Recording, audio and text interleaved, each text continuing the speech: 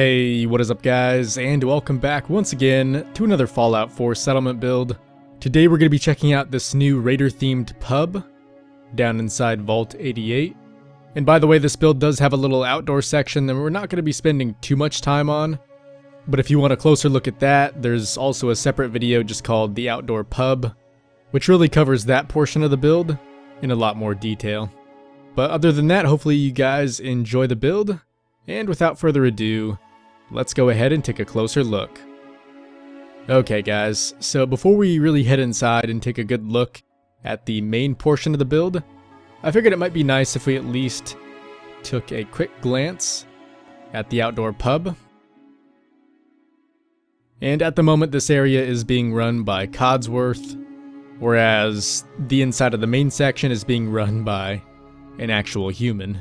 And the reasoning behind this is because I was thinking the indoor area could maybe close at a certain time of day, and then even though that would be the case, since the outdoor area is run by a robot, it could always stay open. And I thought that was a cool little detail that gave the build a little bit more story and also just made sense in the end. But yeah guys, really quick, this here is just the outside of the main section, and like most of our Fallout videos, there's a dead guy lying out front, and for some reason, a dude on the roof. But if you saw the previous video just kind of going over the outdoor bar or pub, you might have noticed that this build before was only a 2x3 section, and this time around I've gone ahead and extended it out, which luckily was able to give us quite a bit more room when it came to the inside. Now at this point, I'm not 100% sure that I really like the look of this blue door outside, but I will say the one thing I'm a huge fan of is the loud creak it makes when you open it up. And I figured this was pretty cool because in a lot of Western movies you see when a guy walks into the bar or saloon, the door usually creaks a bunch and then everyone turns around in their chair to look over at him and pretty much stare him down. And in a way I wanted that to be the feeling that you felt when you came into this particular build, even though at the moment there's not really too many customers. So at this point in time, I think we've made about 5 or so bars, taverns, and whatever you really want to call them. And in a way, they still really haven't gotten too boring for me to make, which is a little bit surprising. And I think the main reason behind that is because even though in a way they are sort of similar, I'd say over time you really kind of figure out what works and what doesn't. And not only does it help make the building process a bit more speedy, but in a way I can kind of take a lot of the ideas I've used in previous bars and then build on top of those, so that each build we do in the future is more and more detailed compared to the last. By the way, for the time being, this bar is called the Bullseye Bar, and to kind of make bullseyes, I threw down some neon letters, in this case being the neon O, and also the neon exclamation point. And I thought that did a decent job, although in the future I may try and come up with some sort of a new design, just because I feel like even still some people may not be able to tell what exactly those are. But I will say I really love how the letters and everything up top have their own place, and really that's all due to the fact that in the end we did end up extending the build a little bit. And what I used for that section was a couple prefabs that already had the roof on them. So that's what sort of gave us the cross beams up top, and in general just a lot more room in the back there. As for the lighting in this build, I've tried to stick to greens and oranges, and for the most part I'd say most of the green is over in the bar section, whereas a lot of the orange and yellow is over here in the main dining area. And that's not only in the form of the changeable light bulbs, but also candles and lanterns.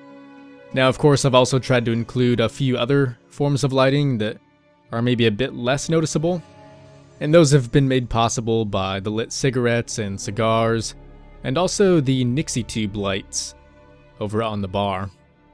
By the way, for those wondering what the purpose of those are, at least for this build, I thought it would be kind of cool if they just represented what the wait time was for maybe getting a spot at the bar, or for the time it took to get your food brought to your table. So in this case, that's just going to be a short 2 minutes, seeing as how there's only one customer.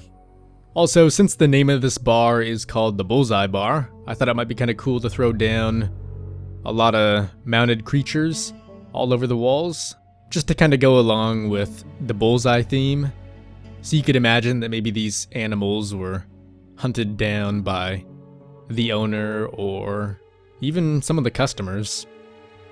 As for the bar, just like the outdoor pub, I've tried to give each section a little backstory and just some personality in general. So this one here on the far left, as you can see, it's got the whole cap stash there, so maybe whoever's sitting here really plans to stay for the long run, so he's brought as much money as humanly possible.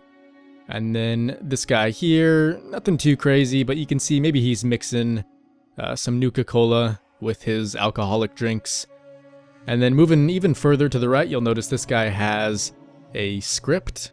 And you can imagine that this has maybe some notes he was planning on saying to the overboss, or he could have even been possibly asking for some sort of promotion.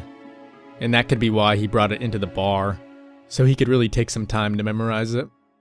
Now, on the very far right, you'll see we have a very normal spot aside from the Brotherhood of Steel holo tags.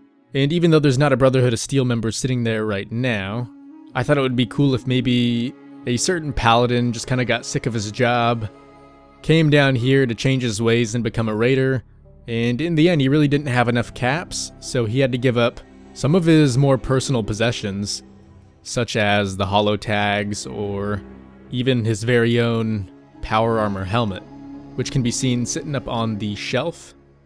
And although some of these items may not have too much value to just regular raiders, I thought it might be somewhat of a pride thing for the owner, so maybe he could show it off or pretend that he killed some sort of Brotherhood of Steel member. As for the rest of the build, I think the majority of the space is taken up by various tables. I think in this case there's about 5 of them, and each and every one of them is really loaded up with food and drink. And there's also, over here to the left, a pretty big pool table, and even this has quite a bit of detail on it, whether that be in the form of the actual pool stuff, like the balls or the rack, or just a few random beers. Also, over in this area of the bar, there's also some rules for the pool game posted up on the wall, and to the left of that there's also a bulletin board, which I threw up to maybe make it seem like these guys were keeping score somehow on those pieces of paper. Now, aside from that, there's a bit more seating, and once again, these are sort of in the theme of the pack, seeing as how that one pretty much has a gorilla strapped to it. But there's also a few more subtle details, like the employees only sign, or even the table with a few more minor details on it. By the way, this door in the back just leads outside to the outdoor pub, which you can see Codsworth has got control of right now. And in addition, this one in the very back leads to the employee area, where there's a bit more storage, and it's also been converted into somewhat of a bathroom.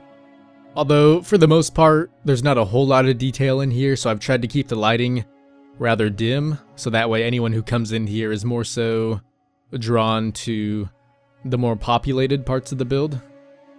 Now, last but not least, we have the behind the counter area, and there's quite a few details back here, whether that be in the form of the stove and sink, with a few meals cooking up, the various shelves, with all the detail on those, or the counter in the very back, which is where the majority of the drinks are being stored. And then there's also that pretty neat poster hung up on the wall, with a few other services that the bar offers. But yeah guys, I'd say that's pretty much everything for today's build, so hopefully you did enjoy what you saw. Feel free to let me know what you thought down in the comments, or if you have any ideas for future builds we could try in this raider settlement, I would love to hear those as well. But like I said, that's going to do it, so thanks again for watching. Once again, hopefully you did enjoy the video, and as always, I will see you in the next one.